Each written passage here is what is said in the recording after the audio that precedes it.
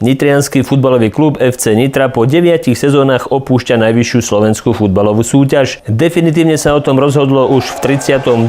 kole Corgon ligy, kedy na bratislavských Pasienkoch Nitrania inkasovali v 79. minúte gól z nohy Pavla Foršta na 2-1 pre Slovan a zároveň Dunajská Streda zaznamenala tesné jednogólové víťazstvo nad Trnavou, čo jej na záchranu stačilo. Tréner Hudec dnes už vie, čo by zmenil. Čo by som možno urobil, že by som zmenil posty, ktoré práve tým, že keď som bol dlhšie 5., 6., 7. zápas, tak som videl, že dalo sa to ináč urobiť, možno špeciálne Kolbas, keď poviem, lebo nebol obranca. Len v tom čase som prišiel, museli sme to nejako riešiť rýchlo, takže ten čas mi chýbal určite nejaký mesiac možno.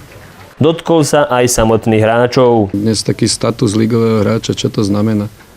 Však dnes sa dostane do ligy už kdokoľvek, čo to je strašné. Potom tí hráči si myslia, že ja som ligový hráč, ty si není ligový hráč, ty si len tam dostal šancu dostať ten dres.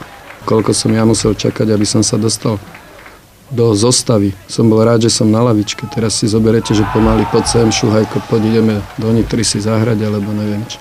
Každý chce škrtiť, každý chce dávať mladých, tak potom čo? Tak to nazvíme nejaká junior liga, alebo čo? Nitrania si tak minimálne jednu sezónu zahrajú druhú najvyššiu súťaž, no už bez trénera Hudeca, ktorý svoje pôsobenie v FC Nitra, kde bol na lavičke 4 mesiace, ukončil.